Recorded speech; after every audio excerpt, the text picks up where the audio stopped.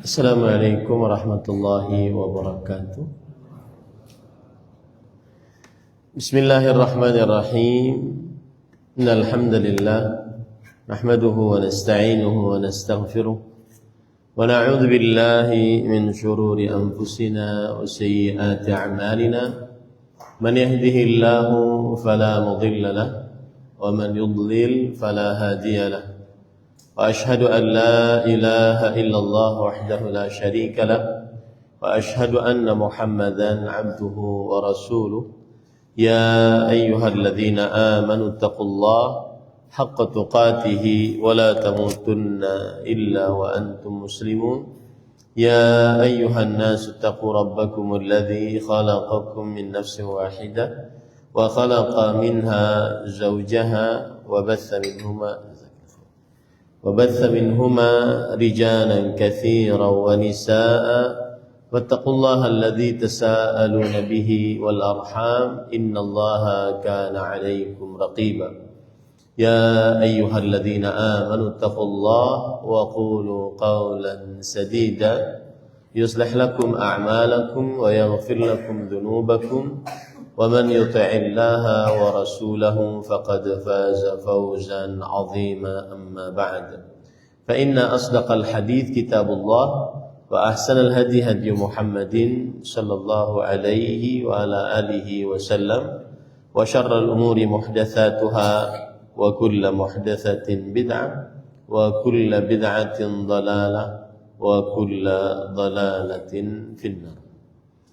Alhamdulillah, kita bersyukur pada Allah Subhanahu wa taala pada hari ini, hari Sabtu ba'da subuh 24 Jumadil Ula 1447 Hijriah bertepatan dengan 15 November 2025. Kita kembali dimudahkan oleh Allah Subhanahu wa taala untuk duduk bersama di Masjid Al-Ukhuwah BSD dalam sebuah kajian rutin membaca kitab Syarhul Arba'ina Haditsan An-Nawawiyah, syarah 40 hadis Nawawi yang ditulis oleh Al-Imam Ibnu Daqiq Al-Id rahimahullah.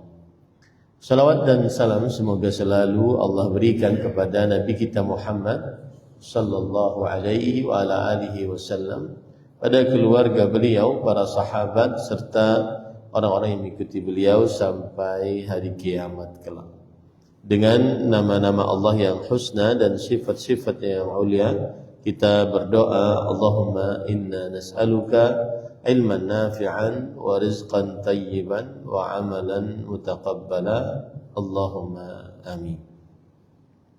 Ahibati fillah, afani Allah wa iyyakum, kaum muslimin, jamaah Masjid Al-Ukhuwah yang saya cintai karena Allah. Semoga Allah Subhanahu wa taala selalu memberikan afiat kepada kita di dunia dan di akhirat. Pada kesempatan kali ini kita membahas hadis yang ke-20. Penulis Al-Imam An-Nawawi rahimahullah berkata, An Abi Mas'udin Uqbata ibni Amr al-Ansari al-Badri radhiyallahu anhu qala qala Rasulullah sallallahu alaihi wa ala alihi wa sallam inna mimma adraka an-nas min kalamin nubuwatil ula idza lam tastahi fasna' ma syi'ta, rawahu al-Bukhari. Dari Abu Mas'ud Uqbah bin Amr al-Ansari al-Badri radhiyallahu anhu, dia berkata, Rasulullah sallallahu alaihi wa alihi wasallam bersabda, sesungguhnya ungkapan yang telah dikenal orang-orang dari ucapan nabi-nabi terdahulu adalah, jika engkau tidak malu, perbuatlah apa yang engkau suka. Riwayat Bukhari. Poin pertama dari hadis ini adalah yaitu biografi rawi yang meriwayatkan hadis ini. Nama beliau adalah Uqbah, pakai ainnya dikasih harakat dhamma, Uqbah bin Amr al-Ansari. Al-Ansari adalah penisbatan kepada kaum Ansar, dan kaum Ansar adalah terisi dari dua kabilah besar, yaitu suku Aus dan suku Khazraj. Suku Aus dan suku Khazraj. Kenapa dinamakan kaum Ansar? Li'annahum nasaru Rasulullah sallallahu alaihi wasallam. Karena mereka nasaru, menolong Rasulullah sallallahu alaihi wasallam. Yaitu ketika Rasulullah sallallahu alaihi wasallam berhijrah ke kota Madinah dan juga para sahabatnya berhijrah ke kota Madinah, maka merekalah yang menolong Rasulullah sallallahu alaihi wasallam dan kaum Ansar. Dan Uqbah bin Amr yang menjadi rawi hadis kita ini, beliau dari suku Khazraj. Beliau dari suku Khazraj.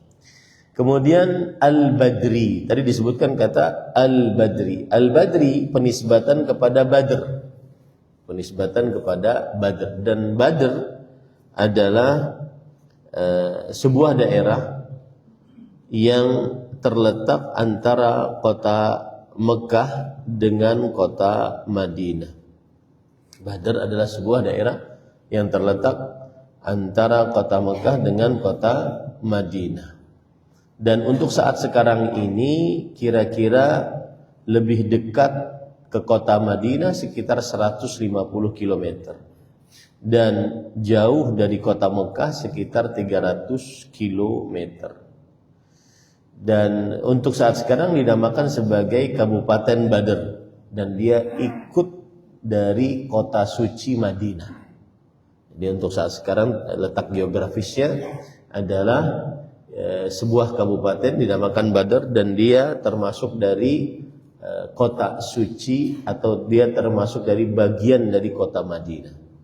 Ya, Badr tersebut. Tapi dia bukan kota suci, jauh dari kota suci kota Madinah. Cuma secara teritorial, geografis dia masuk bagian dari kota Madinah. Nah, kenapa dinamakan Al-Badri? Karena beliau pernah singgah di situ dan tinggal di situ. Makanya disebut dengan Al-Ansari, berarti dari kaum Ansar, penduduk kota Madinah, suku Khazraj. Kemudian Al-Badri karena beliau pernah singgah di situ dan tinggal di situ.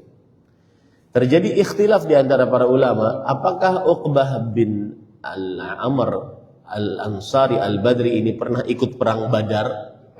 Karena orang yang ikut perang Badar juga disebut dengan Badri. Perang Badar, perang yang kedua setelah hijrahnya, perang yang di tahun kedua setelah hijrahnya Rasulullah sallallahu alaihi wasallam. Wallahu alam, pendapat yang lebih kuat adalah beliau belum pernah ikut perang Badar. Beliau belum pernah ikut perang Badar. Lalu kenapa dinisbatkan dengan Badri? Karena beliau tadi singgah dan tinggal di Badar tersebut. Apa istimewanya Badar ini? Orang yang ikut perang Badar maka diampuni dosanya oleh Allah SWT. Makanya kalau ada sahabat Nabi yang ikut perang Badar, itu istimewa tersendiri dibandingkan yang tidak ikut perang Badar. Karena Rasul sallallahu alaihi wasallam pernah bersabda, "Ara'aita anna Allah ittala ala ahli Badr faqala i'mal ma syi'ta faqad ghafartu lak." Apa pendapat engkau? Allah melihat kepada orang-orang yang berperang, ikut berperang pada peperangan Badar, dan Allah berfirman, "Berbuatlah sesukamu, maka aku telah ampuni dosa-dosa." Ini menunjukkan keutamaan orang yang ikut perang Badar. Makanya kalau ada dikatakan Badri, ini penting. Oh, tapi ternyata Uqbah bin Amr Al-Ansari belum pernah ikut perang Badar. Tetapi beliau singgah dan tinggal di tempat tersebut. Baik. Kemudian kunyahnya tadi disebutkan Abu Mas'ud. Abu Mas'ud kunyah dari Uqbah bin Amr. Saya sering mengulang-ulang di tempat ini bahwa kunyah adalah apa? Sunnah Rasulullah sallallahu alaihi wasallam. Dan ini termasuk sunnah yang dijauhi oleh sebagian kaum muslimin. Dijauhi artinya tidak dikerjakan. Ya, makanya semestinya setiap orang memiliki kunyah. Ya, Setiap orang memiliki kunyah, laki-laki ataupun perempuan. Kalau laki-laki maka diawali dengan abu, kalau perempuan diawali dengan ummu. Dan ini bukan ke Arab-Arapan, ini ajaran Rasulullah SAW. Ini bukan ke Arab-Arapan. Dan ini bukan tanda teroris. Tetapi ini ajaran Rasulullah SAW. Karena Rasulullah SAW beliau berkunyah Abul Qasim. Karena nama anak beliau yang pertama Al-Qasim dan meninggal di waktu masih bayi. Dan beliau memerintahkan Aisyah radhiyallahu anha, istri beliau, berkunyah dengan Ummu Abdillah.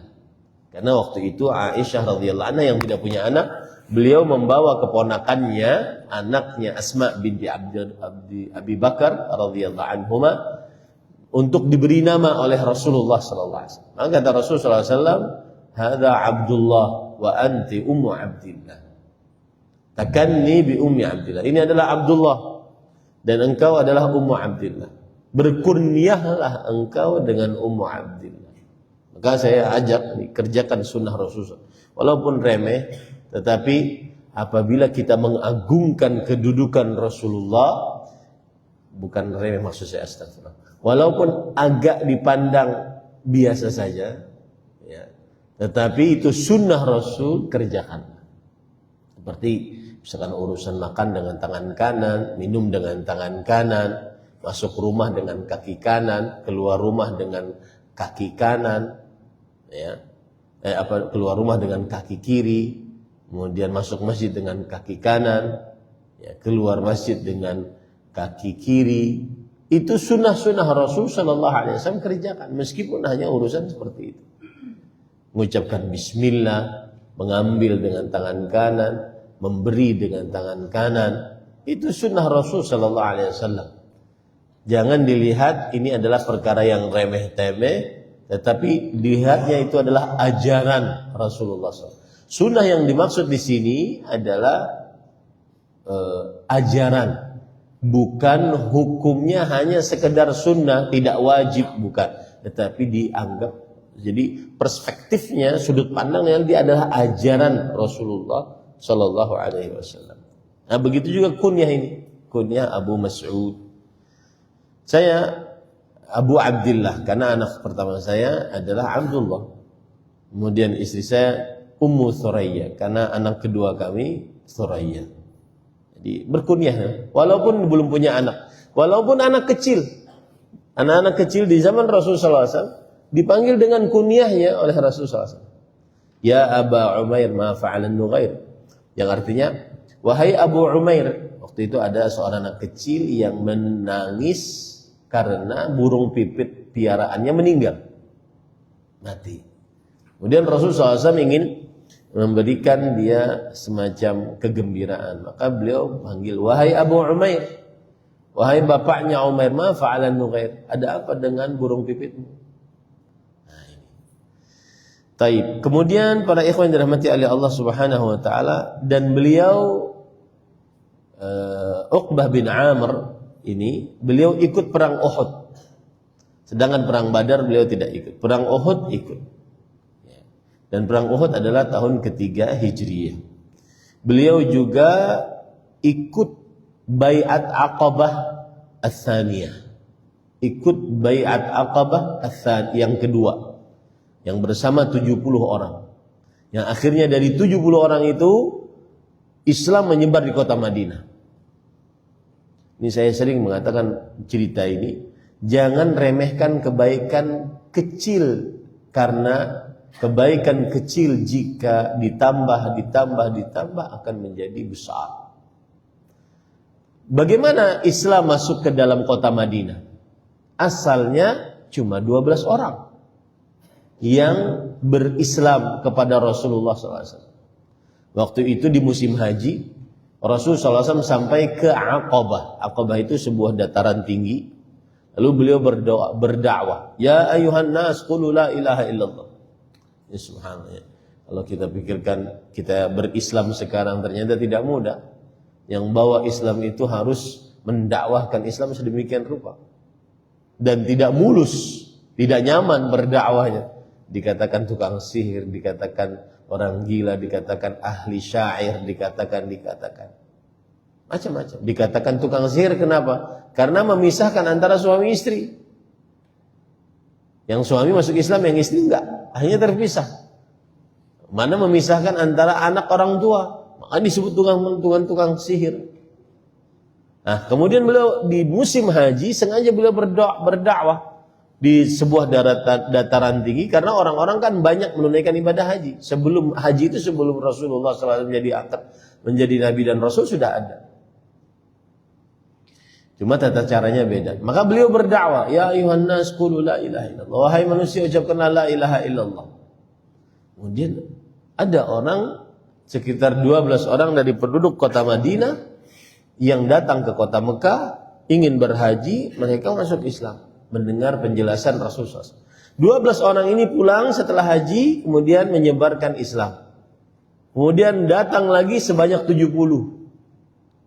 Inilah yang disebut dengan Bai'at Aqabah yang kedua, Ats-Tsaniyah. Nah, Uqbah bin Amr al-Ansari al-Badri ini ikut pada bai'at yang kedua. Jadi beliau min awaili, termasuk orang-orang pertama-tama yang masuk dalam agama Islam. Nah, maka jangan pernah remehkan, sedikit pun dari amal saleh jangan pernah remehkan. Jangan-jangan satu SMS kita yang kita sebarkan pengumuman kajian itu membuat orang masuk Islam, membuat orang bertaubat, membuat orang istiqamah dengan mengikuti pengajian tersebut. Jangan malas menyebarkan kebaikan. Walau hanya satu WhatsApp, walau hanya satu chat, jangan malas menyebarkan kebaikan. Ya. Bahkan pendakwahnya juga jangan malas. Saya pernah bertanya kepada seorang syekh guru saya di Madinah, "Syekh, bolehkah kita sebagai pendakwah menyebarkan pengajian kita?" Ya, itu kan mengganggu hati sebenarnya. Ya, seakan-akan, ayo hadir pengajian saya nih gitu. Maka Syekh menjawab, kalau di zaman sekarang yang mau menyebarkan selain engkau siapa lagi? Sebarkan. Ya, tinggal jaga kalbunya. Ingin ujub atau tidak. Tapi kalau seandainya ingin menyebarkan ilmu, sebarkan. Ini para ikhwan yang dirahmati oleh Allah Subhanahu wa ta'ala. Nah, kemudian beliau di akhir hayatnya tinggal di Kufah. Tinggal di Kufah adalah negeri Irak. Dan ini kebanyakan para sahabat setelah meninggal Rasulullah sallallahu alaihi wasallam, mereka keluar dari kota Madinah. Dan ini pelajaran menarik.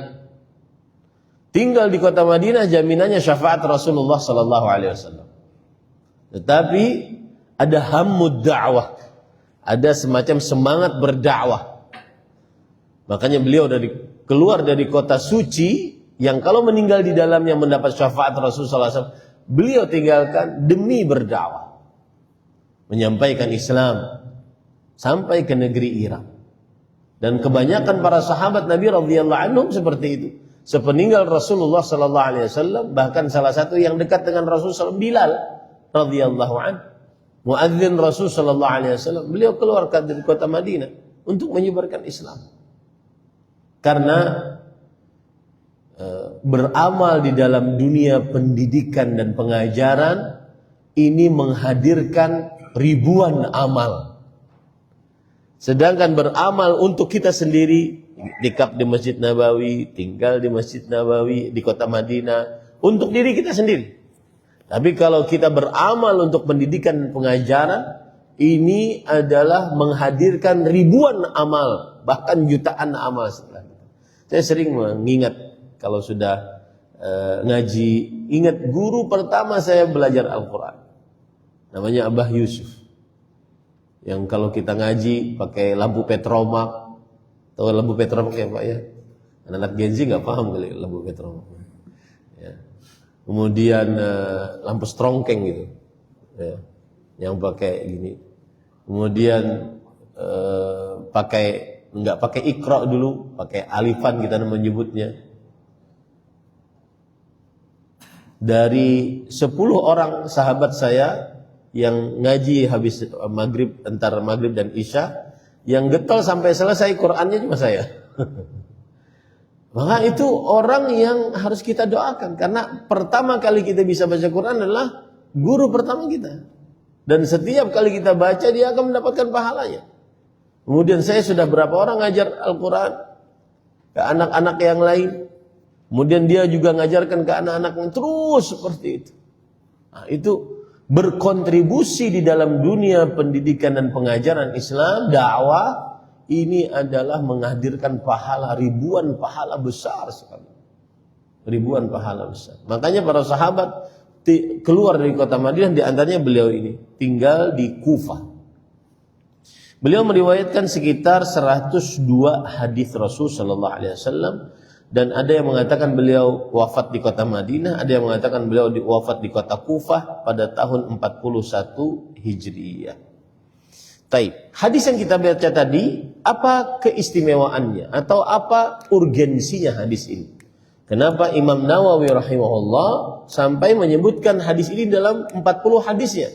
Karena beliau mengatakan bahwa aku mengumpulkan 40 hadis yang merupakan pokok-pokok ajaran Islam. Maka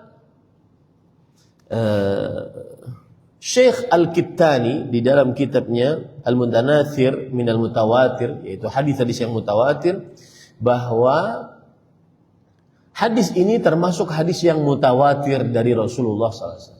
Apa arti mutawatir? Banyak para sahabat Nabi radhiyallahu anhu meriwayatkannya, puluhan orang, dan mustahil mereka bersepakat untuk berdusta. Itu namanya hadis mutawatir. Seperti misalkan kita baca Al-Quran, surah Al-Fatihah.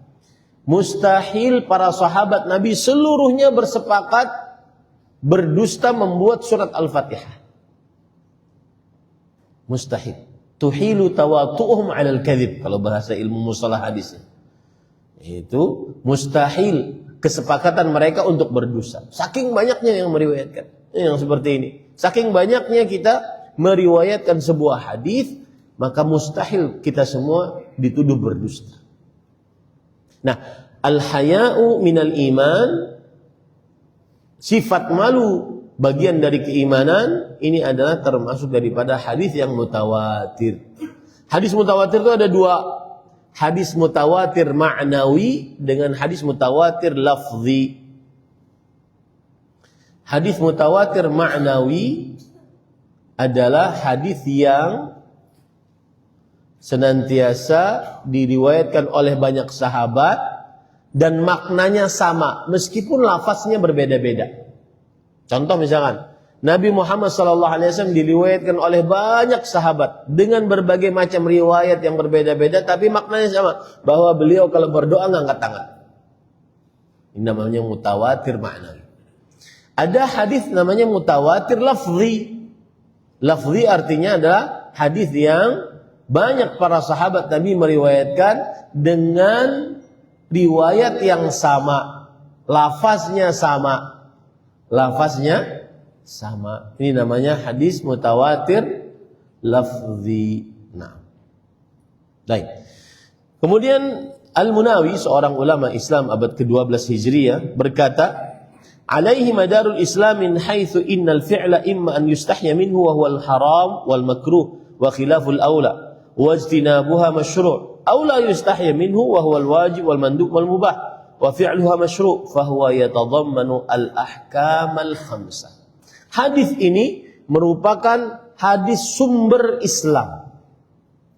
Kenapa? Karena perbuatan di dalam Islam itu antara dua saja. Perbuatan yang kita malu untuk mengerjakannya. Kenapa? Karena statusnya dia hukumnya haram, atau hukumnya makruh, atau hukumnya sesuatu yang ditinggalkan lebih utama. 3 hal. Haram, makruh, atau sesuatu yang ditinggalkan lebih utama. Maka yang ini, 3 ini semestinya dijauhi.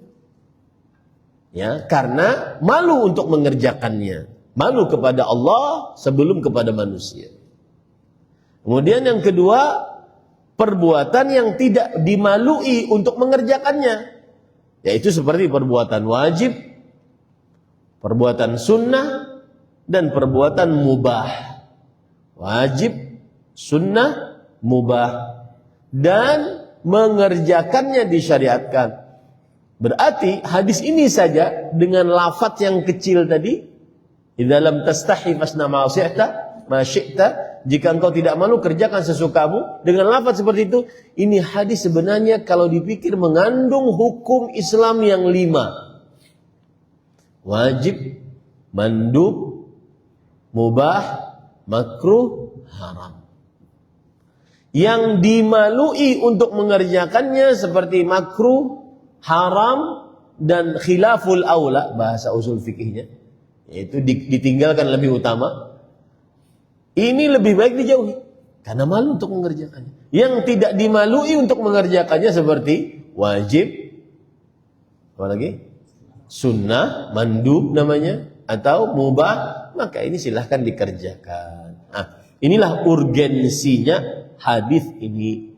Ada ikhwan yang dirahmati oleh Allah Subhanahu wa taala. Taib.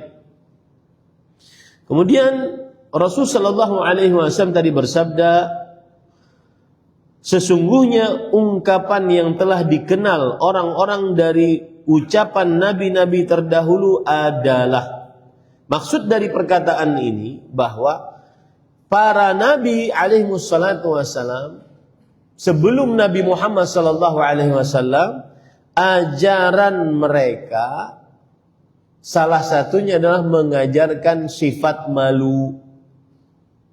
Mengajarkan sifat malu. Ini makna dari perkataan tadi. Sesungguhnya yang dikenal dari ungkapan orang-orang terdahulu, dari ucapan para nabi adalah, ini maksudnya perkataan ini adalah ajaran nabi sepakat untuk mengajarkan sifat malu kepada umatnya. Sampai sekarang. Sampai syariat Nabi Muhammad sallallahu alaihi wasallam. Ya, itu maksud dari perkataan tersebut. Kemudian, idza lam tastahi. Rasulullah SAW bersabda, jika engkau tidak malu, fasna' ma syi'ta. Maka berbuatlah sesukamu. Baik. Di sini ada berbagai macam permasalahan. Yang pertama, apa arti malu? Apa arti malu? Dalam bahasa Arabnya al-haya'u. Pakai hamzah. Al-haya'. Secara bahasa, para ikhwan yang dirahmati oleh Allah Subhanahu wa taala, malu artinya adalah al-hayat, kehidupan. Al-haya dari al-hayat. Al-haya dari al-hayat. Ya, al-haya artinya adalah kehidupan. Makanya para ikhwan yang dirahmati oleh Allah, kalau hujan turun, fa ahya, menghidupkan tumbuh-tumbuhan. Allah berfirman, "Wa ma anzalna minas sama'i min ma'in fa ahya bihil ardha ba'da mautiha." Dan apa saja yang Allah turunkan dari langit, dari air, maka Allah menghidupkan dengannya, dengan air tersebut setelah wafatnya atau setelah kematian. Surah Al-Baqarah ayat 164. Baik. Adapun para ikhwan yang dirahmati oleh Allah Subhanahu wa taala, sifat malu pengertiannya secara istilah syariat. Apa itu? Kita ambilkan dari perkataan para ulama. Kalau tadi dari bahasa, kita ambilkan dari perkataan para ulama rahimahumullah ta'ala. Sifat malu secara istilah syariat adalah khuluqun yab'athu ala tarkil qabih wa yamna'u min at-taqsir fi haqqi dhil haqqi sawa'un akana lil khaliq awil makhluk. Perhatikan baik-baik. Sifat malu adalah sebuah sifat yang menancap di dalam kolbu, yang menumbuhkan bagi pelakunya meninggalkan yang buruk atau meninggalkan sesuatu peremehan terhadap yang memiliki hak, baik itu kepada Allah atau kepada makhluk-makhluk Allah. Saya akan jelaskan. Sifat malu adalah sebuah sifat yang menancap dalam kolbu. Jadi dia tidak harus berpikir panjang, dia keluar sendiri sifat malu itu. Itulah yang disebut dengan habit akhlak. Sifat malu adalah sifat yang menancap di dalam kalbu. Menumbuhkan bagi pelakunya apa? Dua hal. Meninggalkan perbuatan yang buruk atau meninggalkan peremehan terhadap yang memiliki hak. Baik itu yang memiliki hak Allah atau yang memiliki hak adalah makhluk Allah. Baik, kita contohkan sekarang. Para ikhwan yang dirahmati oleh Allah. Kita katakan tadi sifat malu adalah sifat yang tertanam dalam kalbu untuk meninggalkan perbuatan yang buruk. Contoh, misalkan seseorang tidak jadi mencuri karena iman kepada Allah Subhanahu wa taala.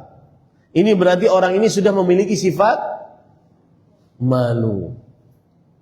Seseorang tidak jadi minum khamar karena dia meyakini bahwa itu diharamkan oleh Allah dan dia takut siksa Allah. Ini berarti dia sudah mengerjakan sifat apa? Malu. Karena meninggalkan yang buruk. Seseorang tidak jadi berzina karena dia meyakini zina itu diharamkan oleh Allah dan dia taat kepada Allah. Berarti orang ini sudah mengerjakan sifat malu. Meninggalkan sesuatu yang buruk. Itu adalah sifat malu. Sekarang saya bertanya, kalau ada orang perempuan tidak mau berjilbab karena saat resepsi pernikahan dia akan ketemu dengan kawan-kawannya yang kebanyakan tidak berjilbab. Apakah itu sifat malu?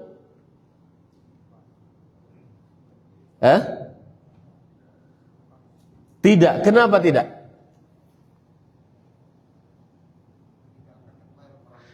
Karena dia malah meninggalkan yang baik.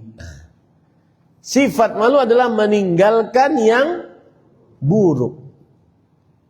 Ya. Contoh lain lagi, dia minum dengan sambil berdiri. Pada saat resepsi pernikahan, memang tidak ada kursi, konsepnya memang prasmanan, berdiri sambil makannya. Kemudian, tetapi dia bisa saja dan banyak aja orang yang duduk. Meskipun bahasanya jongkok, tapi dia malu mengerjakan itu. Nggak enak, malu. Apakah sifat malu ini terpuji atau tidak? Tidak. Nggak enak itu sifat malu atau tidak dalam hal yang contoh tadi? Jawabannya tidak. Karena dia meninggalkan sesuatu yang disyariatkan karena tidak nyaman terhadap orang. Sifat malu adalah sifat yang menghasilkan bagi pelakunya meninggalkan yang buruk menurut agama. Baik. Pertanyaan kedua sekarang. Kasus saya tadi malam gak jadi berzina. Kenapa? Habis stoknya. Malu gak itu? Enggak. Makanya saya tadi menjelaskan, dia meninggalkan zina karena meyakini zina itu haram. Adapun karena tidak ada kesempatan, maka ini bukan meninggalkannya karena malu. Tetapi memang tidak ada kesempatan. Bisa dimaklumi ya. Nah, atau berkaitan dengan makhluk-makhluk Allah juga. Meremehkan hak-hak makhluk Allah. Hutang gak bayar. Itu meremehkan yang punya hak. Ini namanya adalah bukan sifat malu. Orang malu untuk tidak bayar hutang. Nah, ini sifat malu yang terpuji. Karena tadi kan pengertiannya, sifat malu adalah sifat yang menghasilkan bagi pelakunya meninggalkan perbuatan yang buruk atau meremehkan meninggalkan peremehan terhadap orang-orang, terhadap yang memiliki hak, baik itu hak Allah ataupun hak hamba Allah Subhanahu wa taala. Contoh yang lain lagi. Benarkah pernyataan ini? Saya malu untuk minta maaf duluan, padahal saya salah. Betul nggak? Salah. Bukan malu itu. Itu adalah malu-maluin. Ya. Saya malu untuk bertobat kepada Allah saking banyaknya dosa. Hah? Benar nggak itu? Tidak. Kenapa? Karena itu adalah berarti dia tidak mau bertobat. Dia meninggalkan perbuatan yang baik malahan. Nah, ini para ikhwah yang dirahmati oleh Allah Subhanahu wa taala. Saya ingat menyimpang sedikit ya. Ada tema khutbah yang pernah saya dengar, menarik sekali khutbahnya, yaitu tawakal yang keliru. Tawakal yang keliru. Dan ini terjadi pada sebagian orang. Karena saya tadi ingat tentang taubat, jadi ingat ini. Sebuah tawakal yang keliru adalah begini konsepnya. Ada orang melakukan penyimpangan agama. Kemudian dia katakan, sudahlah. Kayaknya udah terlalu banyak dosanya. Terserah Allah aja deh nanti. Ini tawakal yang keliru. Ya. Saya ulangi, tawakal yang keliru adalah dia pasrah dengan keadaan dirinya, tidak mau bertobat, mengira Allah tidak memaafkan dosanya. Itu tawakal yang keliru. Sudahlah, biarin aja. Nanti di akhirat kita lihat deh. Oh, nggak bisa. Selesaikan di dunia, di akhirat nggak ada lagi urusan. Di akhirat adalah hasil dari perbuatan kita sekarang ini. Paham ya, para ikhwan yang dirahmati Allah. Ini tawakal. Ada orang-orang begitu. Dia soleh pak. Cuma dia nggak mau bertobat. Sudahlah, terserah Allah aja nanti. Ini tawakal yang keliru. Tawakal yang benar, iya benar. Bersandar kepada Allah, terserah Allah saja. Tapi dalam perihal kebaikan. Dalam perihal kebaikan. Adapun dalam perihal tidak mau bertobat dari dosa, malas-malasan. Contoh juga malas-malasan untuk memperbaiki diri, ini tawakal yang keliru. Contoh ya, Fulan, engkau umurmu sudah mau mendekati 40, kok nggak bisa baca Quran? Saya tawakal aja deh Ustaz. Kenapa begitu?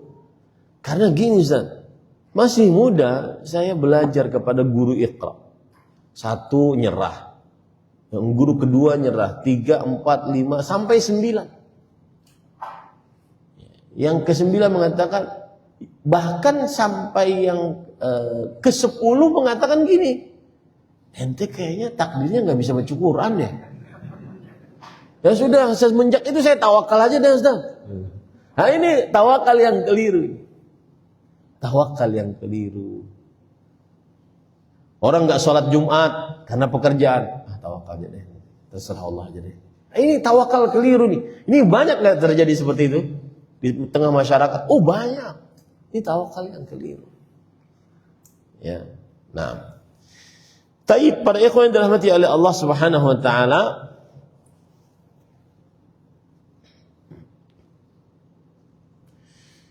Berarti sifat malu ada 2. Sifat malu yang terpuji saat meninggalkan yang buruk, yang haram, atau saat tidak meremehkan orang yang mempunyai hak, dan sifat malu yang tercela saat meninggalkan yang disyariatkan, saat melanggar yang dilarang, atau saat meremehkan yang memiliki hak. Nah, ini tercela. Ya, ini tercela. Contoh misalkan, malu Ustaz pas resepsi pernikahan Saya tidak pakai make up.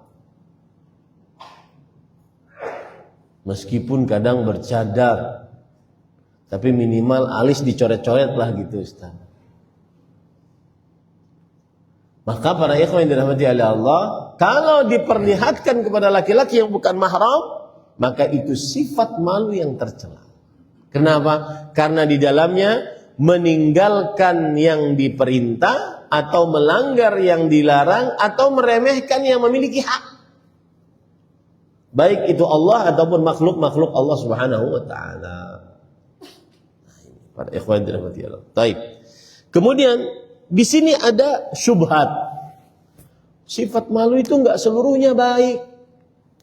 Tetapi sifat malu itu ada yang kadang-kadang kelemahan. Pemalu banget. Ini kan ada gitu. Ustaz afwan ya, ini anak perempuan saya pemalu banget Ustaz, enggak mau keluar. Maka itu semestinya. Anak perempuan semestinya tertutup, tidak boleh terlihat oleh orang. Meskipun dia mungkin belum balik, tapi dia merasa sudah tidak nyaman dengan seorang laki-laki yang bukan mahramnya yang berhadapan dengannya. Itu dijaga.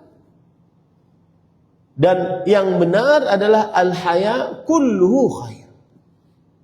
Sifat malu seluruhnya adalah baik. Sifat malu yang menumbuhkan bagi pelakunya mengerjakan yang diperintah, menjauhi yang dilarang. Sifat malu yang menumbuhkan kepada pelakunya menunaikan hak-hak, tidak meremehkan hak-hak. Maka ini perlu dipelihara. Meskipun terlihat oleh sebagian orang terlalu pemalu, terlalu lemah, dan seterusnya. Nah, kemudian para ikhwan yang dirahmati oleh Allah Subhanahu wa taala, perempuan misalkan, mereka tidak boleh malu belajar agama. Dan tidak boleh dengan alasan malu kemudian bertanya hal-hal yang sangat detail bagi perempuan. Tidak boleh malu. Makanya Rasul sallallahu alaihi wasallam bersabda dalam hadis riwayat Bukhari, rahimallahu nisa'al ansar. Allah merahmati wanita kaum Ansar. Lam yamna'hunnal haya'u an yas'alna an amri dinihinna wa an yatafaqqahna fid din. Sifat malu tidak menghalangi mereka untuk mereka para perempuan bertanya tentang perkara agama mereka dan belajar agama dalam urusan-urusan mereka.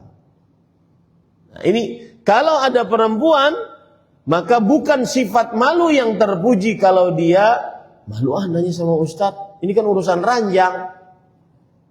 Malu sama nanya sama Ustadz, ini kan urusan darah kebiasaan perempuan.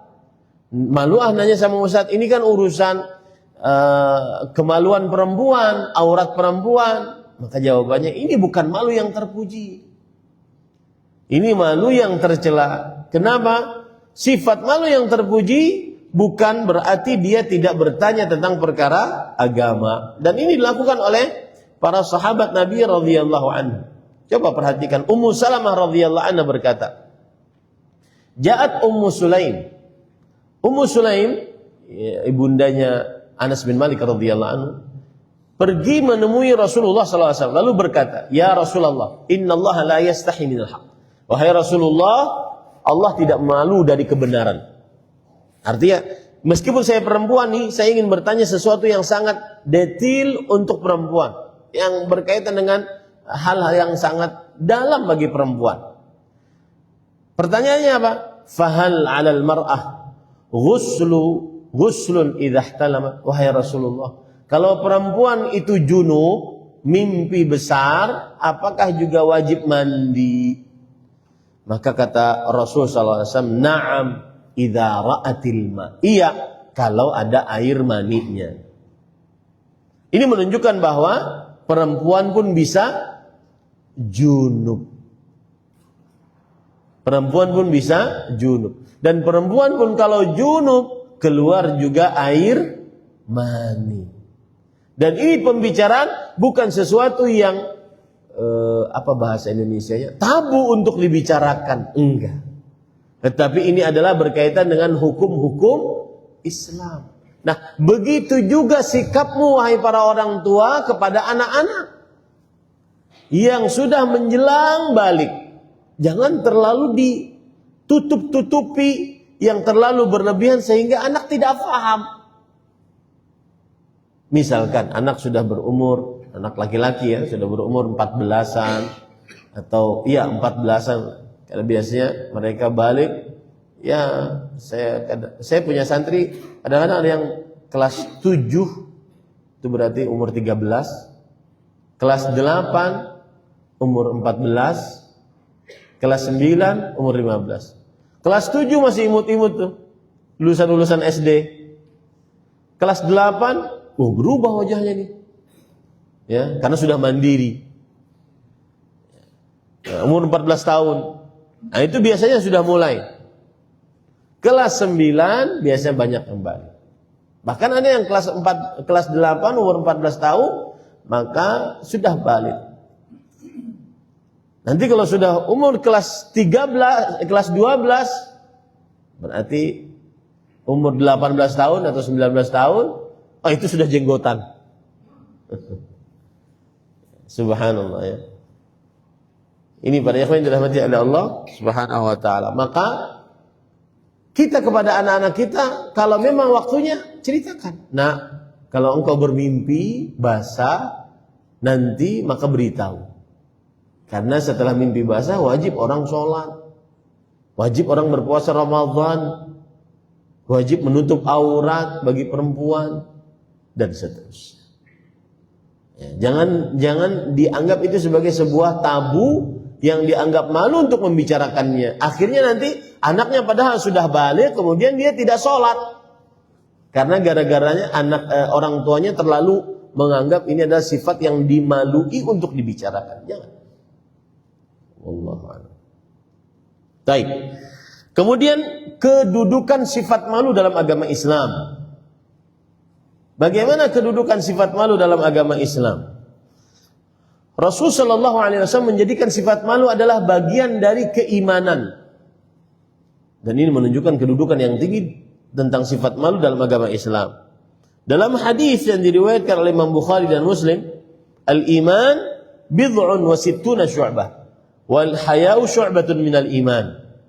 Yang artinya keimanan itu 60 lebih cabangnya, dan sifat malu salah satu cabang dari keimanan.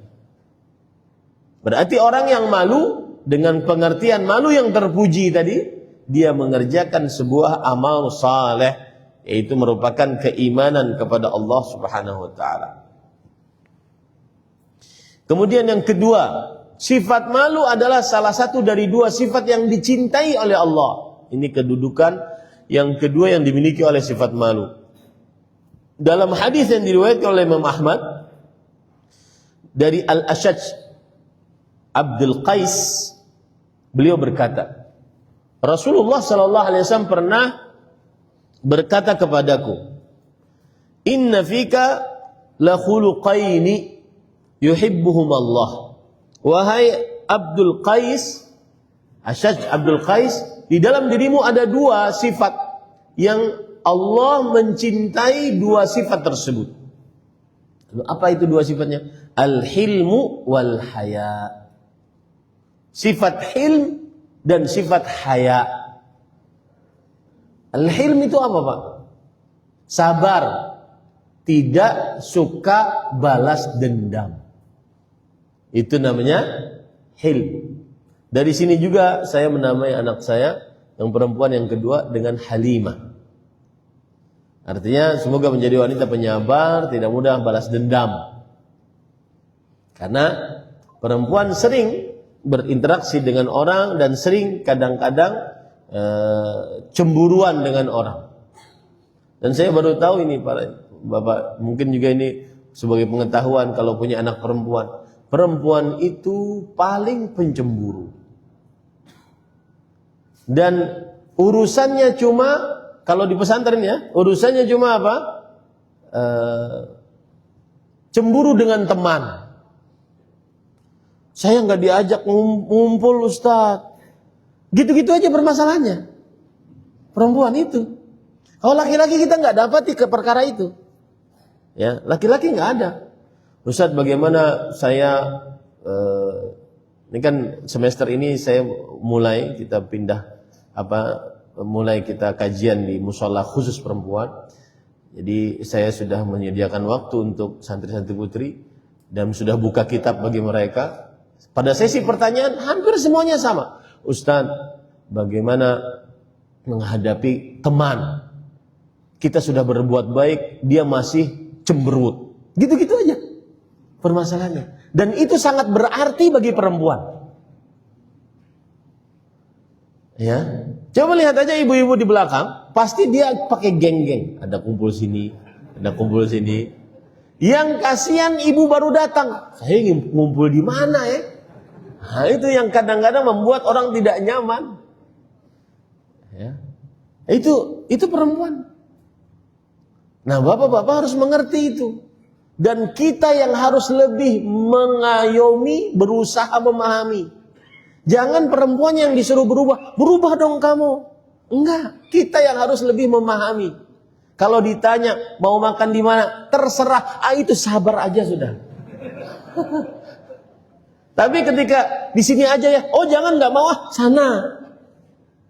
Ya, itu sabar. Kita diperintahkan untuk sabar. Ada orang yang menghujat saya pas kebetulan lihat ya, ini foto saya dicoret begitu. Dan itu masih ringan lah dibandingkan ustadz-ustadz yang lain ya. Kalau Ustadz Yazid rahimahullah kadang dikasih tanduk, kadang dikasih mata iblis dan seterusnya. Itu akan mengambil hasil perbuatannya nanti di akhirat lah. Akan berhadapan semuanya siapa yang benar siapa yang salah. Saya dicoret. Dan yang menghujat ini dari negeri jiran. Dia tidak setuju dengan penjelasan saya bahwa seorang suamilah yang paling patut untuk lebih mengayomi, lebih dewasa, lebih sabar menghadapi istri. Jangan istri yang dituntut. Nah, saya dengar setelah saya ucapkan seperti itu, beberapa hari yang lalu saya dengar persis perkataan Syekh Muhammad bin Shalih Al-Utsaimin rahimahullah. Seorang laki-laki lah yang paling patut untuk lebih mengayomi. Kenapa? Karena Rasul SAW bersabda, la yafraq mu'minun mu'minatan in kariha minha khuluqan radhiya minha akhar. Seorang lelaki, suami yang beriman, tidak atau jangan memarahi istri yang beriman. Jika dia tidak suka kepada sifat istrinya, salah satu dari sifatnya, maka dia akan menyukai sifat-sifatnya yang lain. Ini berarti redaksinya kepada para suami untuk lebih sabar, lebih mengayomi, dan seterusnya. Ada suami yang nyeletuk, Ustaz, saya sudah nyari kebaikan yang gak ada, Ustaz. Antum lebih bersabar lagi berarti kalau begitu.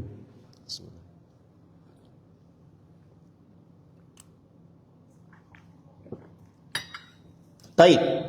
Para ikhwan yang dirahmati oleh Allah, berarti urgensi yang kedua dari sifat malu adalah sifat yang sangat dicintai oleh Allah Subhanahu wa taala. Ada dua sifat, al-hilm yaitu tidak membalas dendam, sabar tidak membalas dendam. Nah, itu sifat Allah Subhanahu wa taala. Innallaha kana haliman. Sesungguhnya Allah Maha Halim. Halim itu sabar tidak membalas dendam. Bahkan subhanallah para ikhwan, ini berkaitan dengan qalbu kita agar kita mencintai Allah SWT. Mencintai Allah itu indah bagi seorang hamba. Allah Subhanahu wa taala, dan ini saya dapatkan saat umrah ya, di majlis Syekh Abdul Razzaq bin Abdul Muhsin. Beliau waktu itu membaca tafsir ayat wa huwar rahimul wadud wa huwal ghafurul wadud afwan. Wa huwal ghafur al-wadud. Dan Allah itu maha pemberi maghfirah, ampunan, dan wadud maha pencinta. Beliau waktu itu baca kitab tafsir As-Sa'di rahimahullah. Dijelaskan di dalam tafsir tersebut bahwa inilah salah satu indahnya sifat Allah. Allah kalau hambanya bertobat, Allah Subhanahu wa taala kalau hambanya bertobat, Allah akan mengampuninya. Dan tidak sampai situ saja, Allah akan mencintainya. Dan ini yang membuat kita cinta sama Allah, rindu sama Allah. Cinta rindu kepada Allah itu aslu al-ibadah, aslu tauhid. Cinta Allah itu aslu tauhid. Mencintai Allah, merindui Allah Subhanahu wa taala, itu asal hukum tauhid. Dan itu yang membuat seseorang akan selalu optimis dalam hidupnya, apapun permasalahan hidupnya. Karena dia punya Allah yang dia cintai. Dan Allah tidak akan menyia-nyiakan hambanya yang dicintai. Dan itu bisa meneteskan air mata, apapun permasalahan yang kita hadapi. Allah mencintai hambanya. Beda dengan manusia, ini sifat hilm ya. Manusia itu, kalau ada orang berbuat zalim kepada kita, kesalahan kepada kita, kemudian dia minta maaf, ya sudahlah, maafkan aja deh. Tapi kalau ketemuan lagi di grup WhatsApp, enggak deh. Kalau ketemuan lagi, enggak deh. Kalau ngumpul lagi, enggak deh. Kalau Allah enggak. Allah mengampuni dan mencintai. Makhluk tidak. Mungkin bisa memaafkan. Itu kalau mau memaafkan. Kalau enggak, dia pendendam. Saya diam aja Ustaz, tapi nanti di akhir saya tuntut orang itu. Iya, ada manusia-manusia begitu. Nah, ini indahnya Allah. Saya nasihatkan pada ikhwah, beribadahlah dengan mencintai Allah Subhanahu wa ta'ala. Indah. Kemarin saya khutbah Jumat di Masjid Shaf Bintaro. Judulnya pengamalan hakikat tauhid. Mungkin sebagian orang mengira bahwasanya pengamalan hakikat tauhid tidak melakukan kesyirikan, tidak berdoa kepada selain Allah, tidak pakai jimat, tidak percaya kepada tukang dukun, tukang ramal, tukang sihir. Ya, itu betul. Tetapi ada lagi yang lebih utama daripada itu. Pengamalan hakikat tauhid adalah mencintai Allah. Orang yang cinta Allah Subhanahu wa taala akan semangat ibadahnya. Salatnya semangat. Baca Qur'annya semangat. Ada waktu untuk baca Quran, ada waktu untuk berzikir kepada Allah. Orang yang mencintai Allah Subhanahu wa taala sangat takut kepada Allah Subhanahu wa taala. Nah, ini sifat al-hilm, ya. Itu sangat dicintai oleh Allah. Yang kedua sifat al-haya yang menjadi pembicaraan kita, yaitu sifat malu. Nah. Kemudian para ulama menjelaskan juga bahwa sifat malu ada dua macam. Secara sumbernya. Dipandang dari sumbernya, sifat malu ada dua macam. Yang pertama adalah memang Allah fitrahkan kepada manusia itu mempunyai sifat malu. Satu. Yang kedua, Allah Subhanahu wa taala memberikannya kepada hamba tersebut setelah dia melatih dirinya untuk bersifat malu. Melatih dirinya untuk bersifat malu. Saya beri contoh perempuan misalkan. Ya, sebelum dia berhijrah, dia belum istiqamah, meniti jalan istiqamah, maka dia membuka aurat. Kemudian dia kalau ngobrol seenaknya, kemudian dengan laki-laki sebebasnya, baik itu ngobrol, baik itu menatap, saling berpegangan, saling mencolek satu dengan yang lainnya, sebebasnya, dia biasa saja. Maka ketika dia sudah mulai mengenal dakwah, kajian, meniti jalan istiqamah, maka dia lebih malu. Kalau seandainya keluar berjilbab, malu dia tidak berjilbab. Kalau sudah ngumpul-ngumpul dengan teman-teman di warung-warung makan, di kafe dan seterusnya, jaga adab. Tidak ketawa kecekikan. Ngangkat suara, kadang-kadang orang awam pun heran dengan, ini kok cadaran begini akhlaknya. Ini bukan sifat malu, tetapi malah malu-maluin. Nah, ada orang-orang yang setelah dia berhijrah, kemudian masih terbawa sifat itu, lalu dia berusaha menebalkan sifat malu yang terpujinya. Nah, inilah dua sumber sifat malu. Sifat yang memang sudah Allah fitrahkan kepada dirinya, dia banyak malunya. Ada lagi sifat yang dia melatih dirinya sehingga mempunyai sifat malu. Nah, ini dua sifat malu yang dipuji oleh Allah Subhanahu wa taala. Al-Jarrah bin Abdullah Al-Hakami berkata, "Taraktu adz-dzunuba haya'an 40 sanah, thumma adrakanil wara." Subhanallah, perkataan menarik. Aku tinggalkan dosa karena malu kepada Allah. Selama 40 tahun. Kemudian aku baru setelah itu aku mendapati sifat wara. Wara itu adalah meninggalkan sesuatu yang halal agar tidak terjerumus kepada yang haram. Kemudian seorang salaf juga mengatakan, ra'aitul ma'asiya nadhalatan fataraktuha muru'atan fastahalat diyanatan. Aku melihat maksiat itu sebagai kehinaan, maka aku tinggalkan dia karena malu. Maka akhirnya dia menjadi di dalam diriku sebagai sebuah sifat yang menancap. Ini berarti beliau berusaha untuk bersifat malu tersebut. Nah, sama dengan orang saat di dalam kamar melihat yang haram, mendengar yang haram, bahkan sampai-sampai dia tidur di atas yang haram. Sampai-sampai tidak ada lagi terbesit di dalam kalbunya perasaan berat mengerjakan dan melihat yang haram tersebut. Maka itu perlu usaha terus. Timbulkan bahwa malu dilihat oleh Allah. Malu dilihat oleh Allah nih. Malu dikasih mata oleh Allah dilihatkan kepada yang haram nih. Malu dikasih telinga didengarkan kepada yang haram nih. Malu sama Allah Subhanahu wa taala. Itu perlu apa? Latihan. Begitulah para ulama menjelaskan sifat malu ada dua sumbernya. Ada fitrah memang yang Allah fitrahkan sudah kepada manusia. Yang kedua harus ada usaha dari manusia tersebut. Baik. Bagaimana cara agar kita mempunyai sifat malu? Agar cara mempunyai sifat malu.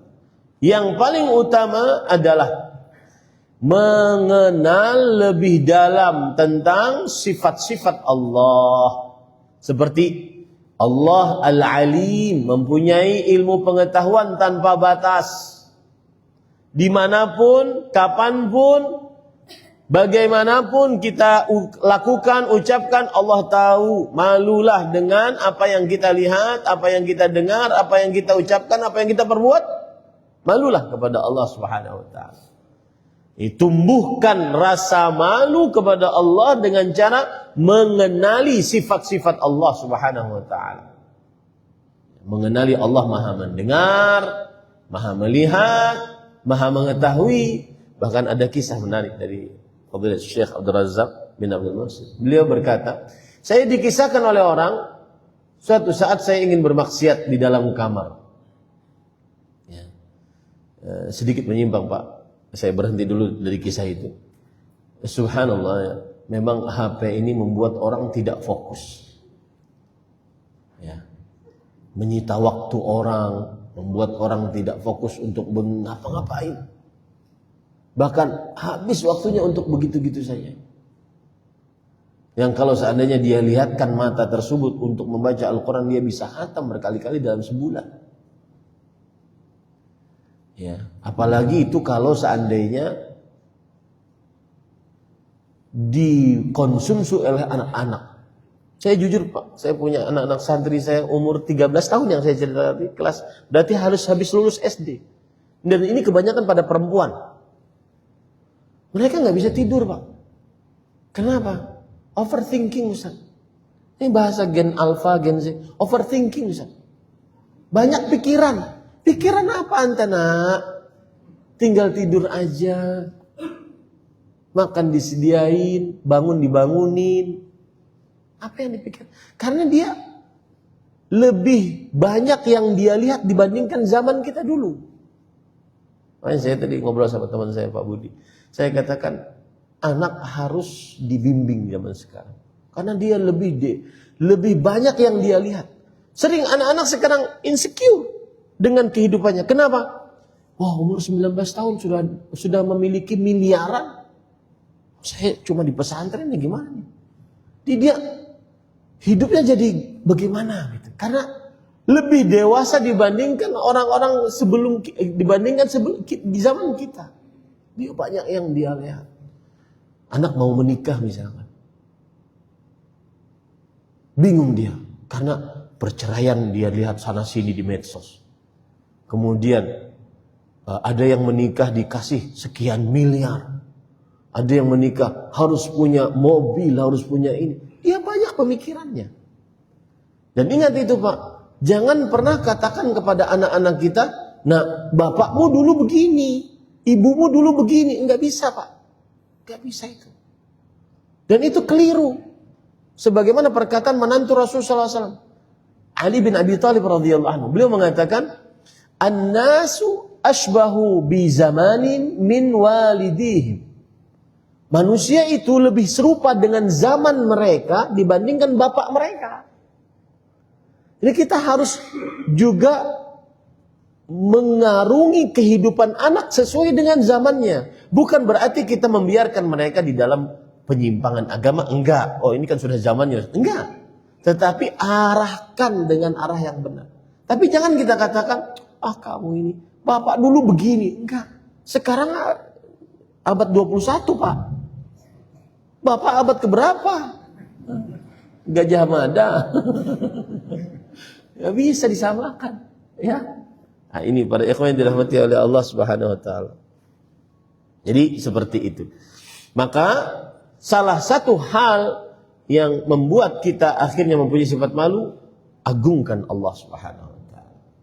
Agungkan Allah Subhanahu wa taala. Kemudian para ikhwan yang dirahmati oleh Allah Subhanahu wa taala,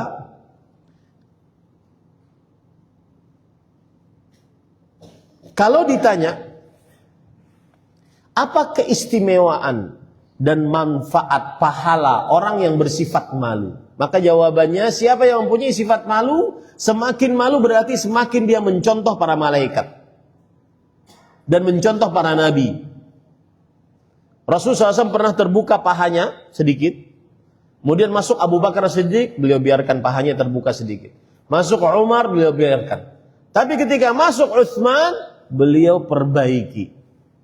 Ditanya oleh Aisyah radhiyallahu anha, engkau dimasuki oleh Abu Bakar, Umar, engkau biasa saja. Tapi ketika dimasuki oleh Utsman, engkau memperbaiki pakaianmu. Kenapa? Kata Rasulullah SAW, ala astahi min rajulin tastahi minhul malaikah.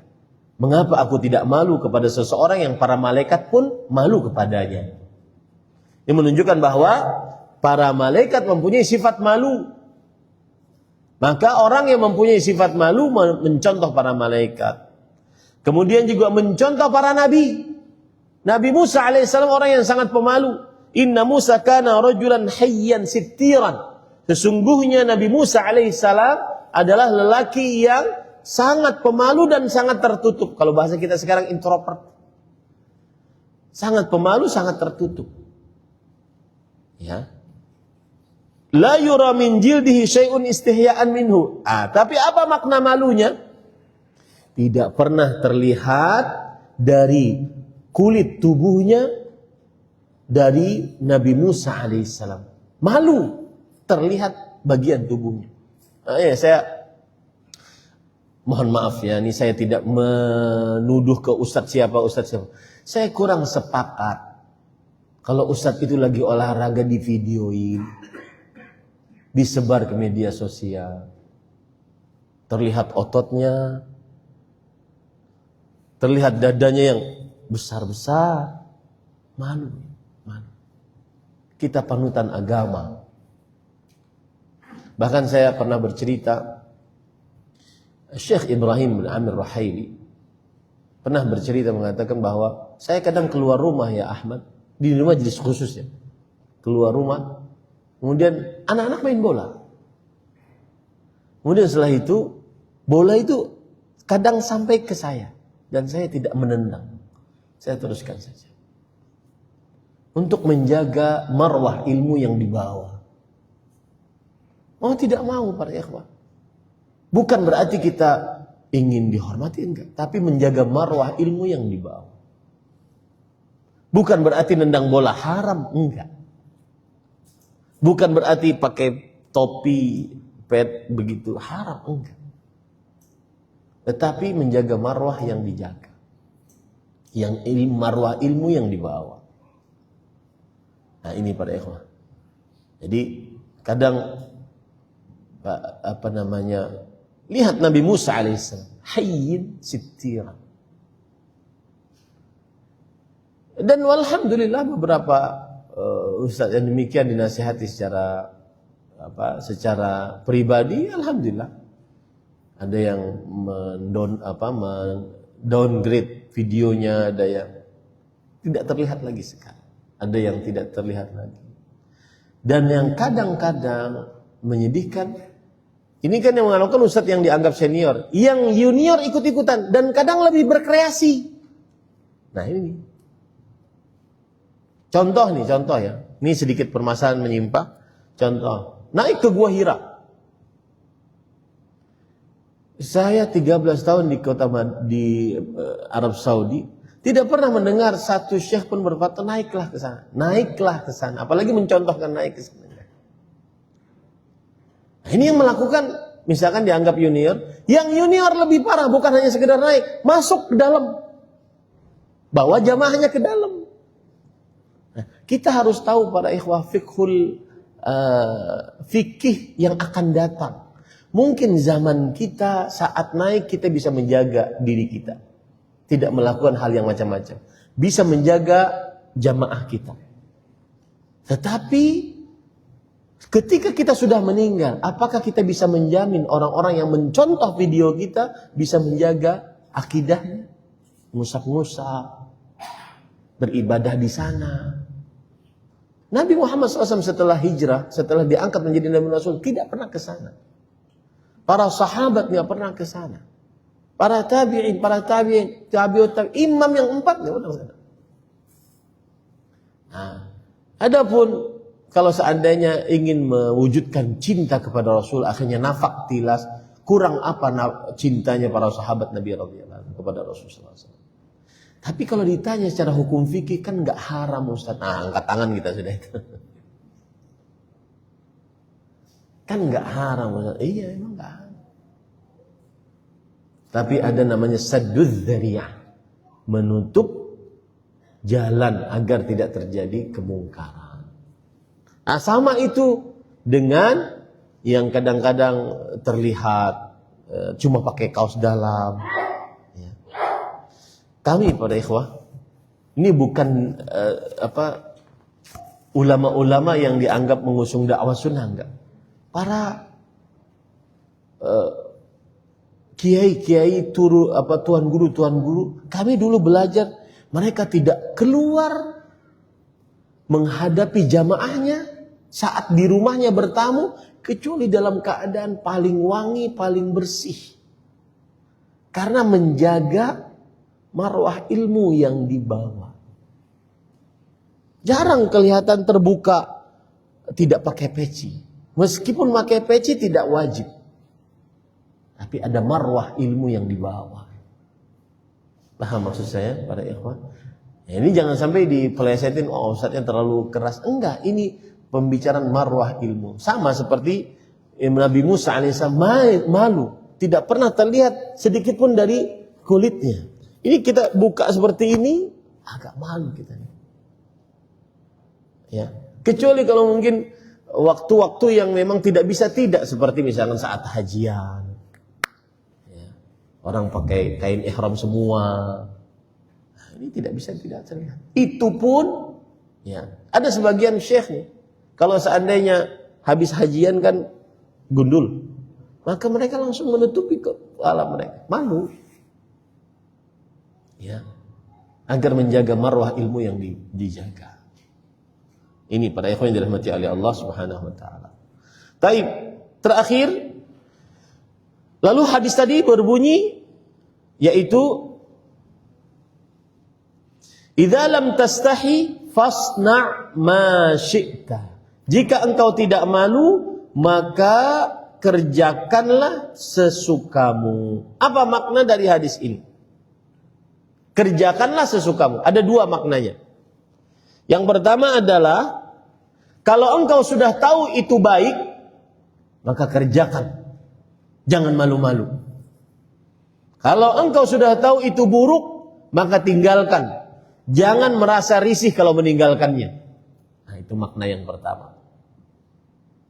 Kalau engkau sudah tahu itu baik, kerjakan. Jangan malu-malu untuk mengerjakannya.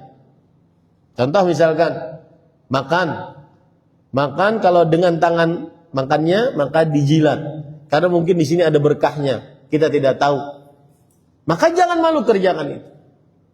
Kerjakan. Minum dengan tangan kanan, makan dengan tangan kanan. Tangannya sudah kotor, kemudian kita ingin ngambil botol ini, maka tidak mengapa. Lebih baik kita mengotori botol dibandingkan kita merasa malu dengan manusia akhirnya minum dengan tangan kiri seperti syaitan. Paham ini para ikhwan? Nah, itu. Ini makna yang pertama. Jika kamu tidak malu, kerjakanlah sesukamu. Maksudnya, jika kamu sudah tahu itu baik, kerjakan, jangan malu. Jika kamu sudah tahu itu buruk, jauhi, jangan malu. Itu makna yang pertama. Makna yang kedua adalah ancaman. Silahkan kerjakan kalau engkau enggak malu. Tapi ingat, itu ada ancaman dari Allah. Nah, itu makna yang kedua. Perempuan silahkan keluar rumah, terlihat laki-laki yang bukan mahramnya tanpa jilbab. Memperlihatkan perhiasannya, make upnya, kecantikan wajahnya, kemolekan tubuhnya, kebagusan rambutnya, keindahan rambutnya, silahkan perlihatkan. Tapi ingat, itu ada ancaman. Sama seperti Allah berfirman, i'mal ma syi'. Buatlah sesukamu, tapi ingat, hati-hati ancaman. Nah, itu maksudnya. Itu maksud dari sifat apa? Buatlah sesukamu. Jika kamu tidak malu, buatlah sesukamu. Taib, para ikhwan yang dirahmati oleh Allah Subhanahu wa taala, sekarang hal-hal yang bukan termasuk daripada malu yang dijauhi. Yang pertama, menuntut ilmu. Seorang laki-laki atau perempuan bertanya tentang permasalahan agama, jangan malu. Meskipun yang ditanya adalah permasalahan-permasalahan yang berkaitan dengan sesuatu yang ditabui untuk ditanya. Itu satu, menuntut ilmu. Yang kedua, bukan sifat malu yang tercela apabila seorang perempuan menawarkan diri untuk dinikahi oleh laki-laki yang saleh. Bukan sifat malu yang tercela. Ya. Ini para ikhwan dirahmati oleh Allah. Kemudian hal-hal berikut adalah yang malu-maluin, bukan malu yang terpuji. Malu-maluin yang tercela dan bukan malu yang terpuji. Yang pertama, membuka aurat bagi perempuan. Ini malu-maluin. Bukan malu yang terpuji. Yang kedua, lelaki dan perempuan suami istri ciuman di hadapan laki-laki, di hadapan orang banyak. Ini tidak boleh, malu. Yang tercela ini. Karena itu termasuk hal yang tercela. Yang ketiga, seorang perempuan bersalaman dengan laki-laki yang bukan mahramnya. Tidak enak, malu menolak. Gak enak, malu nolaknya. Ini malu yang tercela. Ini bukan sifat malu yang terpuji. Nah, itu yang bisa disampaikan. Alhamdulillah selesai hadis yang ke-20. Mudah-mudahan yang disampaikan bermanfaat. Wallahu a'lam. Apakah benar ada hadis salat wanita atau istri tidak diterima jika suami tidur dalam keadaan marah karena tidak dilayani biologisnya? Yang ada hadisnya adalah idza da'a ar-rajulu imra'atahu ila firashih fa'abat fabata ghadbana la'anathu al-malaikah hatta tusbih. Jika seorang lelaki mengajak istrinya ke ranjangnya, lalu sang istri enggan untuk melayani suaminya, lalu malam itu sang suami marah, maka para malaikat akan mendoakannya mendapatkan laknat, yaitu diusir dari rahmat Allah. Itu hadis pertama. Hadis yang kedua, illa kana alladhi fis sama' sakhitan 'alaihi hatta yarda 'anha. Kecuali kalau ada seorang lelaki yang mengajak istrinya lalu istrinya enggan untuk melayaninya, maka Allah yang ada di langit akan murka kepada istri tersebut sampai suami ridho. Kalau tadi sampai pagi, ini sampai suami ridho. Mungkin suaminya ridho bukan hanya sampai pagi, sampai besok, lusa, sepekan, setahun, maka selama itu akan dimurkai oleh Allah Subhanahu. Itu saja yang ada hadisnya. Adapun yang di sini bahwa sholatnya tidak diterima, saya belum tahu. Ini para ikhwah. Ustaz, apakah ini berlaku untuk tidur siang atau tidur malam? Wallahu a'lam, semua tidur. Lalu tadi disebutkan malam, kenapa? Karena kebanyakan pergaulan di malam hari. Bukan berarti terbatas pada tidur malam. Nah, Ustaz, kalau suaminya tidak marah bagaimana? Maka tidak terkena ancaman tersebut. Tetapi ingat, kelihatannya kadang nggak marah.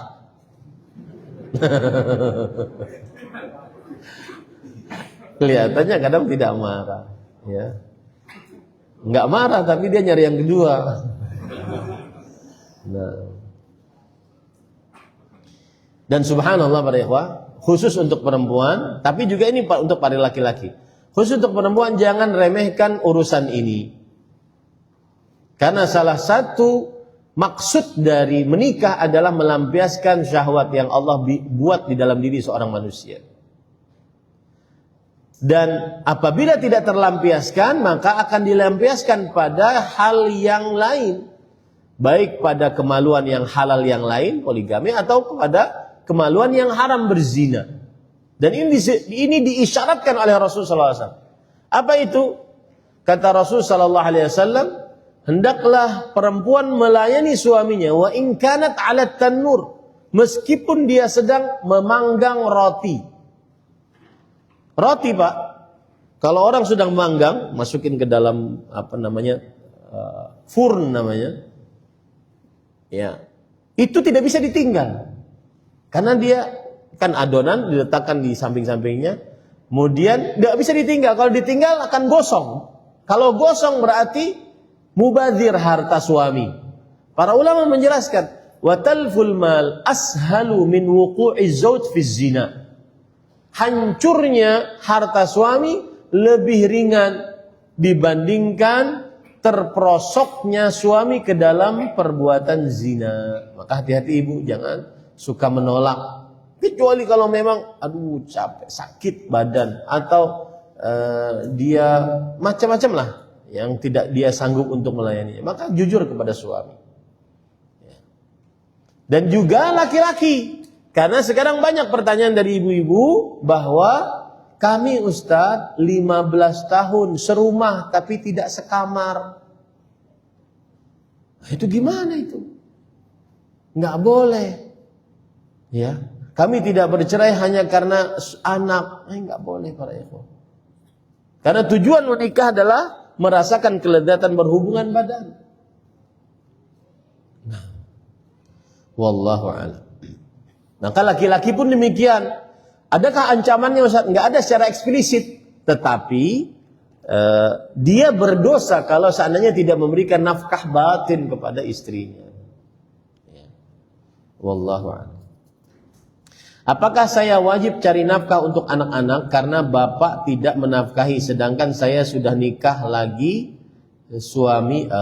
Apakah saya wajib cari nafkah untuk anak-anak karena bapaknya tidak menafkahi, sedangkan saya sudah nikah lagi suami baru? Ini pertanyaan dari perempuan, maksudnya dia janda cerai dan memiliki anak. Ya, lalu dia nikah lagi dengan laki-laki lain. Maka apakah saya wajib menafkahi anak-anak saya? Jawabannya adalah semua orang tua wajib menafkahi anak-anaknya.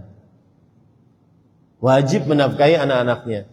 Dimulai dari suami, kemudian istri. Kalau seandainya sang istri bisa menafkahi. Rasulullah SAW bersabda, wabda biman ta'ul. Mulailah dengan orang yang di bawah tanggung jawab. Suami atau mantan suami bertanggung jawab terhadap anak-anaknya. Karena itu anak-anaknya, dan anak-anak tidak ada mantan. Ibunya juga bertanggung jawab menafkahi anak-anaknya. Karena anak-anaknya tidak ada mantan baginya. Adapun cara menafkahinya, maka macam-macam caranya. Entah dia mencari rezeki sendiri, asalkan diizinkan oleh suami barunya. Ya, tetapi sebenarnya yang paling wajib adalah mantan suaminya yang bapak dari anak-anak ini. Itu yang wajib untuk menafkahinya.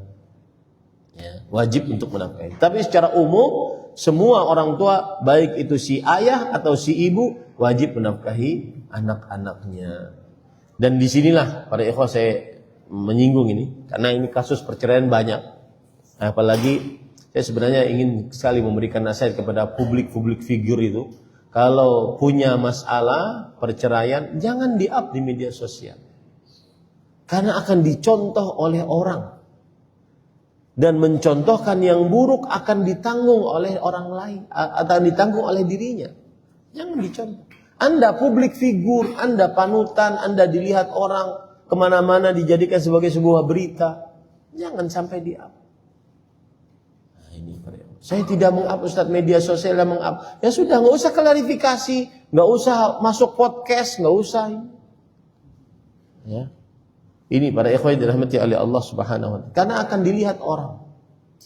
Dan perceraian hasilnya kayak begini nih. Dan kami di pesantren dapati anak-anak kadang tidak fokus belajar gara-gara melihat bapak ibunya di hadapannya sedang marah-marahan. Sedang angkat suara satu dengan yang lainnya. Itu membuat anak benteng terakhir anak paling menenangkan hatinya adalah harmonisnya, sakinah, mawadah, rahmahnya orang tua. Pegang itu Pak. Benteng terakhir yang menenangkan hati sang anak. Bukan fasilitas yang dia dapatkan, rumah megah, mobil mewah, harta bertumpuk ruah. Enggak. Tetapi dia lihat bapak ibunya sakinah, mawadah, rahmah. Sang bapak menafkahi, sang bapak mengayomi si ibu. Sang bapak bersabar dengan keadaan ibu. Sang ibu taat kepada suami. Itu adalah yang sangat menenangkan kesehatan mental sang anak. Ini pada ikhwan dirahmati oleh Allah SWT.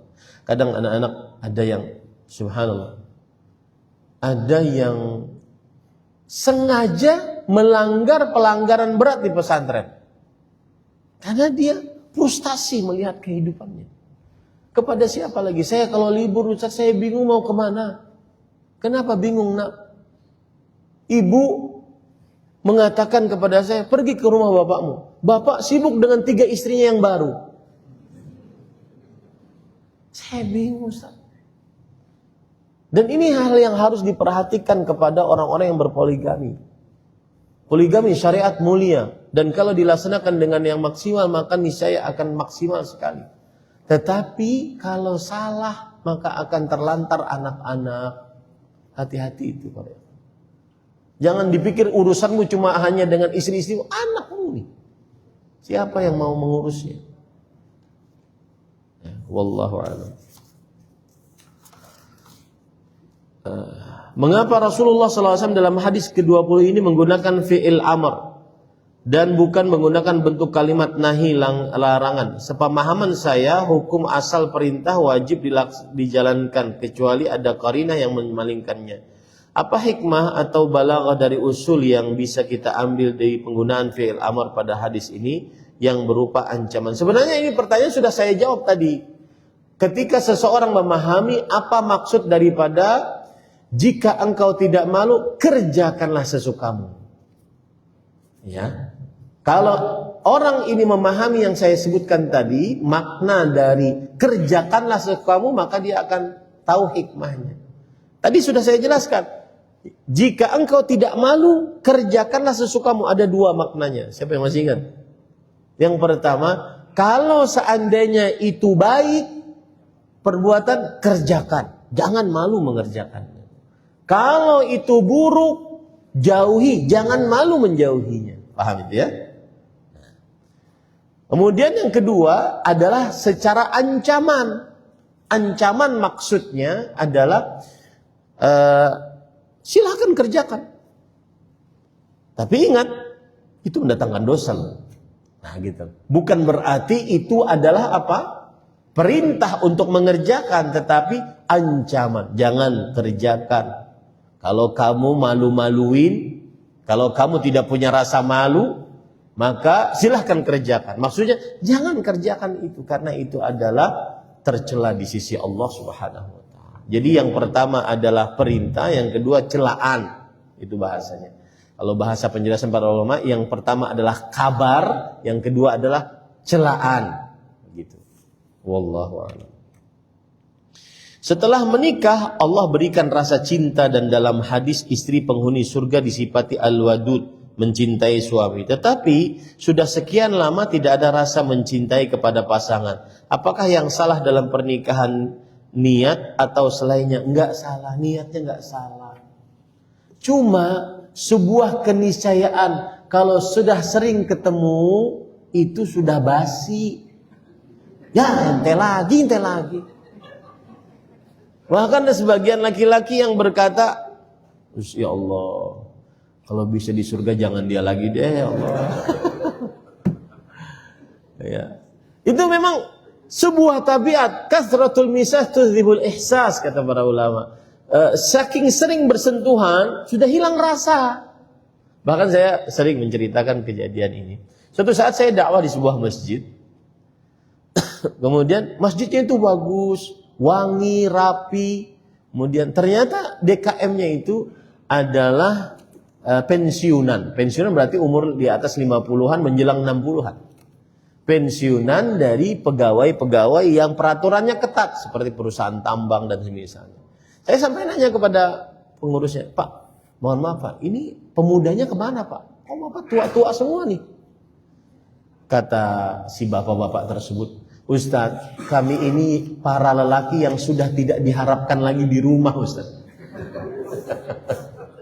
Artinya pulang kagak bodo amat deh.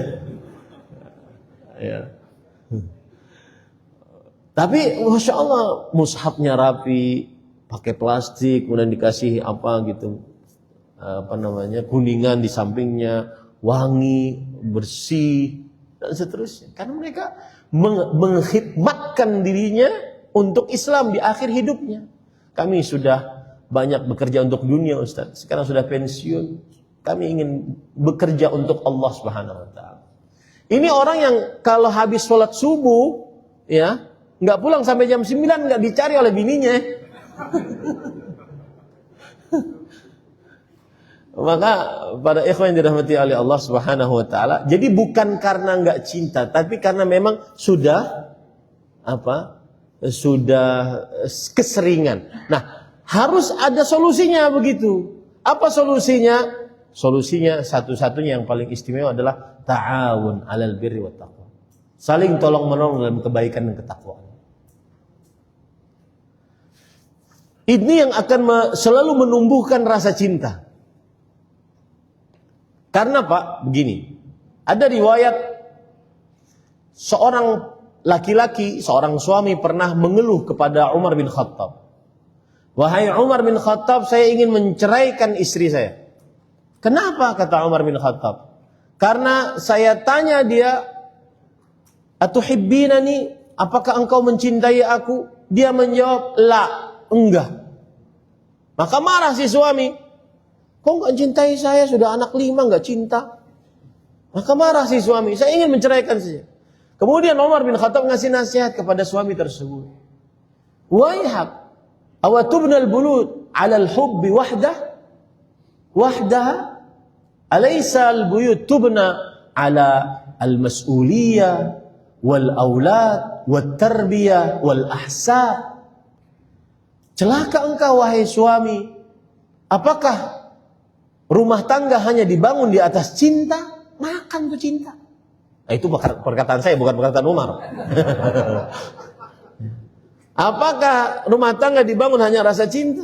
Enggak. Rumah tangga dibangun, iya rasa cinta, tapi dibangun di atas responsibility, tanggung jawab, amanah, pendidikan anak, menjaga keturunan. Itu yang membuat akhirnya terlalu langgeng. Meskipun istri sudah tidak seperti yang kita dulu lihat. Ya tentunya beda para ikhwan yang dirahmati oleh Allah. Ya. Laki-laki ini kan nggak bisa yang lihat bening sedikit, yang ramping sedikit, kan nggak bisa lihat itu. Kalau nggak lihat berarti nggak normal itu. Nah, tentunya beda perempuan yang belum nikah dengan yang sudah beranak 4, anak 5, sudah gembrot sana, gembrot sini. Beda ya. Makanya rumah tangga jangan hanya dibangun di atas rasa cinta, tetapi juga mawaddah, rasa kasih sayang. Rahmah, rasa kasih sayang, mawaddah cinta, rasa kasih sayang. Dan sakinah dan ketenangan. Kapan ada ketenangan? Ketika ada satu visi, dua-duanya ingin menggapai ridha Allah Subhanahu wa taala. Itu tenang. Bahkan semakin tua semakin jadi bestie. Bestie itu bahasa Al-Qur'an untuk istri. Istri disebut dalam Al-Qur'an sahibah. Sahibah itu dalam bahasa Inggris bestie, teman terbaik. Teman curhat terbaik itu istri. Teman curhat terbaik. Kayaknya enggak deh Ustaz. Saya curhat malah tambah masalah Ustaz. Ya benar itu para ikhwan yang dirahmati oleh Allah. Ya. Nah. Kalau seandainya sebagian orang apalagi nih zaman-zaman suka fedel gitu kan. Suami-suami subuh-subuh sudah kabur dari rumahnya. Saya jujur saja, sesuatu yang saya nikmati di dalam rumah adalah ketika istri baca Quran.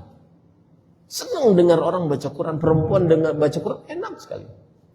Nah, itu kan kalau perempuan yang tidak halal bagi kita kan itu bermasalah. Tapi ini yang halal bagi kita, dia baca Quran, enak sekali. Ada laki-laki yang tidak tenang di rumah. Mancing lah. Atau main fedel lah. Lama di rumah. Dianggurin istri, subhanallah. Itu banyak terjadi pada ikhwah, para lelaki. Ya. Kemudian kalau pulang ke rumah, tetap pegang HP. Tidak perhatian kepada istri. Ini yang saya katakan tadi. Seorang suami lebih harus mengayomi, lebih harus sabar dengan istrinya. Habisnya Ustaz kalau diajak ngobrol, yang ada tambah masalah. Maka bersabarlah itu. Bersabar. Yang tertawanya paling besar kayaknya yang mengalami itu. Dan saya pesan kepada adik-adik kelas saya yang umur 40-an ke bawah, 30, 20 yang sudah menikah, jangan terlambat untuk menjadikan istrimu sebagai teman dekatnya. Jalan bareng, curhat bareng, menuju visi ridho Allah bareng. Dunia cuma sementara. Wallahu a'lam. Coba bayangkan antum bagaimana Rasul sallallahu alaihi wasallam. Khadijah sudah tua. Tetapi sampai Khadijah meninggal, beliau masih nyebut-nyebut tentang Khadijah radhiyallahu anha. Sampai istri yang muda cemburu dengan yang sudah meninggal. Jadi bapak itu harus paham betul. Perempuan itu punya rasa cemburu sangat besar. Jangankan yang masih hidup, yang sudah meninggal saja dicemburui. Apalagi bapak bahwa yang masih hidup. Nah, itu sangat pencemburu. Sampai-sampai Rasulullah SAW berkata kepada Aisyah radhiyallahu anha, "Ruziqtu hubbah."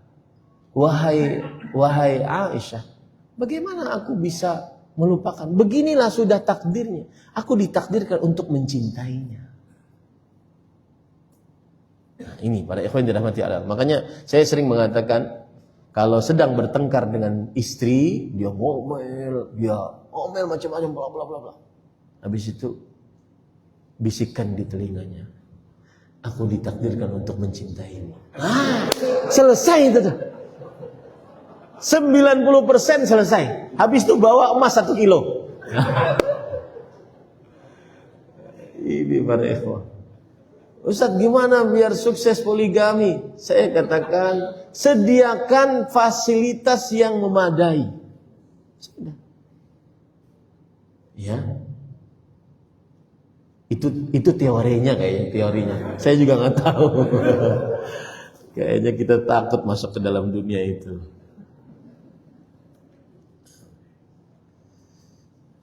Apakah kalau kita punya pegawai non-muslim, apakah itu termasuk malu jika kita memperlihatkan aurat? Contoh, tidak pakai jilbab, cuma rambut yang tidak tertutup. Apakah untuk perempuan non-muslim itu kita nggak bisa memperlihatkan? Jawaban, ini bagus pertanyaan. Bagaimana aurat muslimah di hadapan non-muslim? Terjadi ikhtilaf di antara para ulama. Saya lebih condong kepada pendapat bahwa aurat muslimah di hadapan non-muslim seperti dia di hadapan laki-laki yang bukan mahramnya. Seperti di hadapan laki-laki yang bukan mahramnya.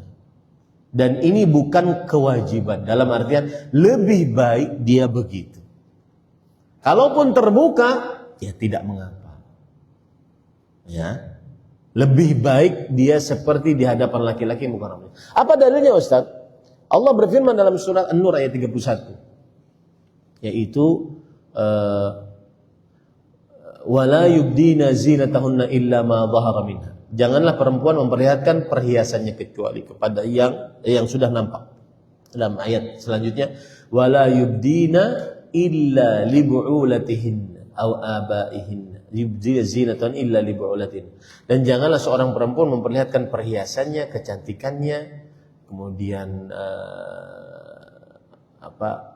keindahannya kecuali kepada suaminya, mertua laki-lakinya, anak laki-lakinya, terus sampai kepada ayat au nisaihinna, atau perempuan-perempuan mereka. Nah, ini kata-kata mereka ini kembali kepada muslimat. Berarti selain muslimah tidak diperlihatkan. Tetapi ini sekali lagi hanya adab yang lebih afdal kalau di hadapan laki-laki wanita muslimah tidak memperlihatkan kecuali seperti yang dia terlihat di hadapan laki-laki yang bukan mahramnya. Tapi tidak sampai kepada haram gitu kalau dia perlihatkan miskin. Tidak. Apalagi sekarang di zaman kamera. Di zaman kamera. Nah, bisa saja tersebar aurat kita dengan kamera-kamera tersebut, karena perempuan-perempuan non-muslim tidak paham batasan-batasan aurat wanita muslim.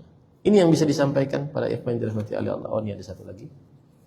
Jika hendak safar, misal di perjalanan azan dan mampir untuk sholat, apakah boleh langsung diqashar ketika jamak? Jarak dari rumah sampai waktu azan dan mampir belum jarak safar. Kalau seandainya begini, ini saya di sini, kemudian saya keluar.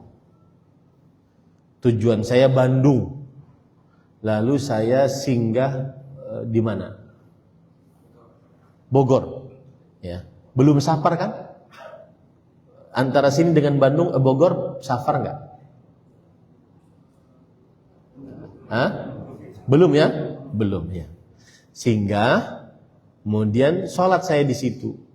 Tetapi kan sudah keluar daerah ini. Maka boleh dia mengqashar. Meskipun belum jarak safar. Kenapa para ikhwah? Karena dia sudah dalam perjalanan safar. Apa batasannya, Ustadz? Batasannya adalah sudah keluar dari perumahan desanya. Sudah keluar dari perumahan apa? Desanya. Sudah berbeda desanya, sudah berbeda kelurahannya, sudah berbeda kabupatennya, tapi lebih condong kepada desa sih. Sudah berbeda kelurahannya.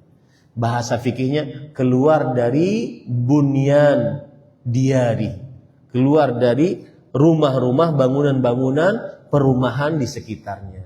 Oh, berarti dia benar-benar safar tuh. Nah, boleh dia mengqashar meskipun di tempat Bogor tadi dia belum sampai jarak qashar. Misalkan 85, belum dia. Boleh. Kenapa? Karena tujuannya adalah bantu. Jadi kuncinya apa? Keluar dari bangunan-bangunan perumahan di desanya. Begitu ya, bisa dimaklumi. Ini sering terjadi kalau rumah dekat bandara. Tetapi dari sini ke bandara nggak safar, tapi dia ingin safar dengan pesawat.